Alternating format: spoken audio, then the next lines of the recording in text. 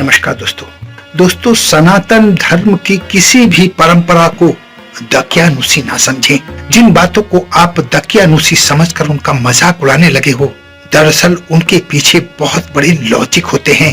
तो किसी भी बात को जाने बिना किसी भी बात का उपहास बनाना ठीक नहीं है।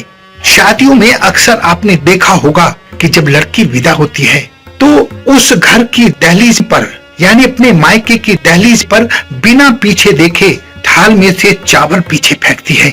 इसका तात्पर्य है सिर्फ ये दकियानुसी बातें नहीं हैं।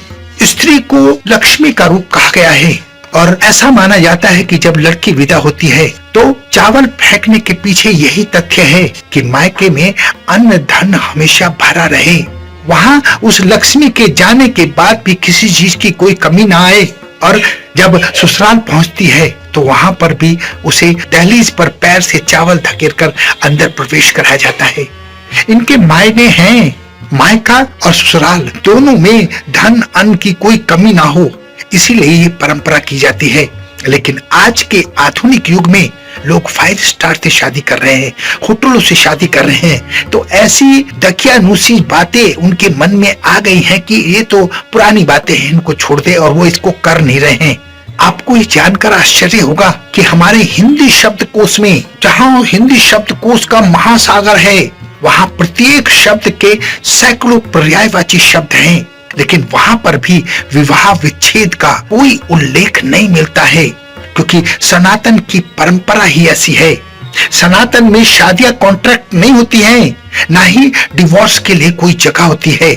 इसीलिए एक जन्म नहीं 7 जन्मों की बात की जाती है। सनातन धर्म की इस परंपरा को दकियानुसी ना समझें। सनातन धर्म में जितने भी विधि विधान हैं उनके पीछे बहुत बड़े लॉजिक हैं। उसको समझने की कोशिश करें और कोशिश करें कि उन विधि विधानों को, अपनी संस्कृति को अपने साथ लेकर चलें। उनको छोड़ना कहीं से भी ठीक नहीं है। हमारे शब्दों में, हमारे शास्त्रों में, हमारे हर रीति रिवाज में शब्दों का, मंत्रों का इतना बड़ा उपयोग होता है। वो इसीलिए है कि सब लोग सुखी रहें, सब लोगों के पास किसी चीज की कोई कमी ना हो। मंत्र से हर चीज को बांधा गया है और मंत्र बड़े पवित्र होते हैं। इसलिए इन बातों को छोड़ने में भलाई नहीं है। अपनी संस्कृति को, अपनी सभ्यता को, अपनी परंपरा को अपने साथ लेकर चलिए। मॉडर्न होने का मतलब ये बिल्कुल नहीं है कि आप अपनी परंपरा को दरकिनार कर दें। अपनी परंपराएं अगर अपने साथ रखेंगे तो आपका ही हित है। अपनी परंपराओं से प्यार करो, अपनी संस्कृति से प्यार करो, अपने धर्म से प्यार करो। देखना, जिन बातों को आप दकियानुसी समझकर छोड़ रहे हो वो जीवन में आपके बहुत काम आएंगी और आपका जीवन सुखद और सरल बनेगा। आपके जीवन में डिवोर्स जैसी कोई समस्या नहीं होगी और आपका रिश्ता सातों जन्मों तक ऐसे ही पवित्र बना रहेगा। आशा है जो छोटी सी बात मैं समझाना चाहता हूँ वो आपकी समझ में आ गई होगी।